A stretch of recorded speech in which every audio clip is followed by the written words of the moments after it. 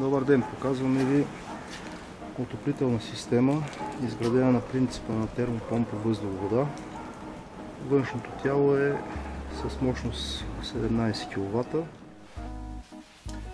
Във вътрешната инсталация имаме буфер, дециркулационни помпи, топлообменник, управляваща електроника и превключватели за помпите. Имаме разширителен съд, който не знам дали ще се види.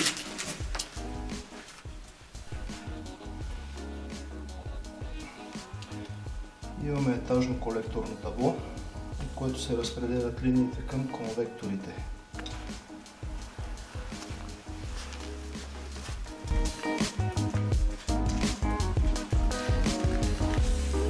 Системата на работа на отопление и на охлаждане. Това е нужно. Използваме конвектори AERMEC, които са едни от най-тихите на пазара.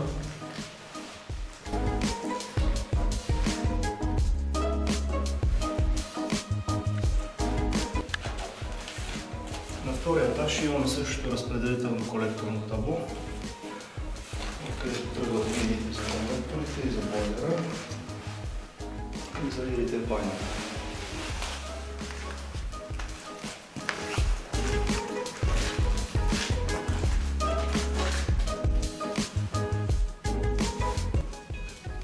Успоредно с отоплението на апартамента отопляваме и 150 литров бойлер за битова гореща вода.